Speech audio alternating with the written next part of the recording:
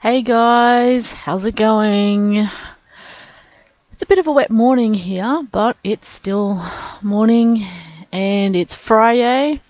Hope you guys are doing well, keeping safe, washing your hands, not licking strangers, and I know how fun that is, but keep your tongues to yourselves. Anyway, had an interesting question.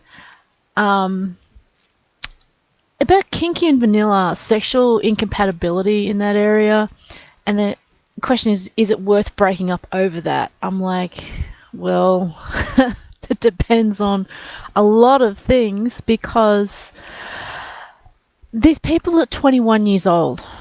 So I'm assuming that they're in America, so they're not even really out of college yet, I guess. Like, they're university, and they've been together, partners, male and female, boyfriend and girlfriend, for like 7 years. So since they were 14. Um,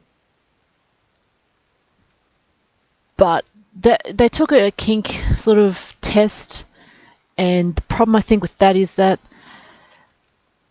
it's a test, and a lot of them aren't real, as in they're fun to do, but I wouldn't live your life by a kink test. It might sort of pique some interest in some ways, but again, I wouldn't base my whole life around a kink test because you don't know who wrote it, what's gone into it, what their own life experiences are, and that just will greatly affect what the outcomes are.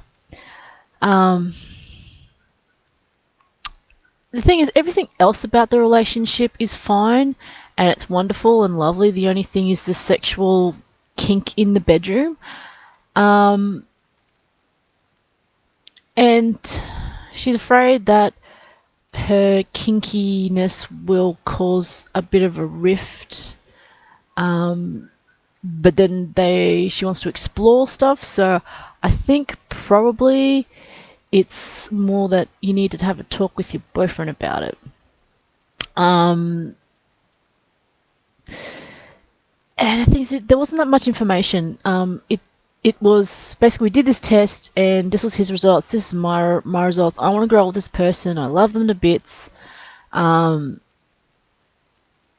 Maybe open up the relationship, but then it was like no. I'm like, well, why is it a no? Um, did you talk about the results more with the boyfriend other than just do the test and go, oh, haha, you're so vanilla, or I'm so kinky, and blah, blah, blah? I mean, the thing is, this could also be weighing on the guy's mind as well. It's like, oh, geez, I'm not as wild as she is. Oh, God, I might lose her. I love this person, and all that sort of stuff. And bringing into the fact that, they're still young, they haven't gone out and had a lot of life experiences. Um, I mean, internet experience is not life experience, and to actually go out and explore fully, you do have to step away from the PC, and you need to actually interact with people, and you will get hurt. There's no denying it. Not just physically, but emotionally, mentally, you'll get hurt, and there's just no way around that. So, is it worth breaking up over sexual incompatibility? Um, I would say no, it's not. But again, it depends on what you've talked about, what the person or persons are like. I mean, you've been together for 7 years, and that's pretty much a usual time with the whole comment 7 year itch. There's a reason for that because usually after 7 years, people want to go their own way. What I would suggest is you have a bit of a talk more, like a serious talk. And how long have you known that you've been kinky? How long have you been harboring these fantasies and stuff like that? And keeping in mind that if he's, intent on building a life for you, he's probably not even considering a lot of these things. And if you've been, say, fantasizing or researching this for years and years, he's got to catch up to those years. You know, um, the kinky stuff. I'm sure he's got kinks. They're just not kinks as in what we might think of as kinks, because at some level there's a lot of people that distinguish vanilla and kinky, and most of that is for sexual preference, as in what they would like to do in the bedroom. I don't generally like to say, that's kinky and that's not kinky, because for some people, anything other than missionary and lights out is extraordinarily kinky. It depends on what you've grown up with, what you've experienced, and people you hang out with. There's a lot of that defines what is kinky and what isn't kinky. And generally, I think women in general like exploring their sexuality a lot more, or they're allowed to explore it a lot more openly, whereas guys are pretty much pigeonholed into a few set stereotypes as like the dominant or the weak submissive male or something like that. And I guess with the advent of 50 Shades, a lot of people have thought that that is what kink is all about. And the thing is, he might actually be like a real dominant personality. Like, he likes his things, he likes his routines, and he likes things a certain way. Some people call that boring, some people call that vanilla, but it also depends on their personality. Like, do they like to shape things to live the life that they want? They don't have to be, like grey and have a massive, empire. They might like having their nice home in a certain way, routine. They don't necessarily have to be submissive to have a routine and stick to it, because out of routine and reliability becomes all the exceptions that you have in life. If you have no real routine, all the exceptions become a norm. So there's no starting point for a comparison, or the starting point is different for a comparison.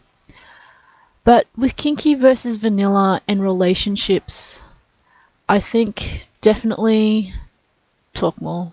If it's hard, don't talk all the time. Sometimes people don't give enough pause to let other people have a go at talking. And I've talked to a few people and even my own about it, saying, look, you guys tend to talk and talk a lot. Some people you just need to not fill in the silence. Let them do it. As uncomfortable as it makes you, sit there, shut up, and just wait.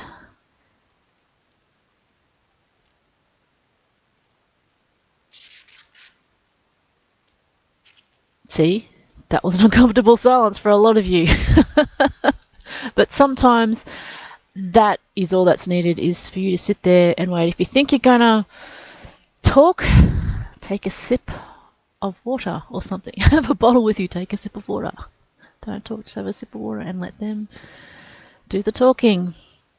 You can initiate saying, look, we know how to talk, and these are the things I want to talk about. Please, can you start? And then just keep listening and listening. Don't think in your mind about things that you want to say and stuff like that. Just sort of listen.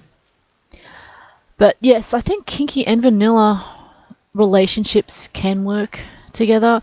But again, there needs to be relationship understanding that this is what's going to happen. And I would say ask why an open relationship is out of the question. The thing is, it could be... It's not just sexual, that's the thing. There can be sexual stuff that happens outside a relationship, but the actual sexual intercourse can happen inside the relationship. Like, quite often there's quite a few people who have long-term happy relationships, but they get off and get turned on doing kinky play. And that might happen, but then they return to their partner for the intimacy, for the actual sexual intercourse. So, no, you don't have to have sex with these people. Are you confusing sexuality and sensualness with actual sexual intercourse? Ask yourself a few more questions about, do you want to take a break from the relationship for a time? Not just a year, because sometimes it takes people up to a year to sort of go, okay, this is actually a break. Have like a few years to have a break, And then if you still feel the same, then that's it. You might diverge and come back together later on. But yeah, definitely have a chat. Don't be tempted to fill in the silence with just more chatter about what you want and poking them. Sometimes people need time to process the information and to think. And just be aware that a lot of what you're worried about might also be a lot of what the other person is worried about as well. So yeah. Anyway, that's it for Friday. Didn't want to get too down on that. But yeah, hope you have a good weekend.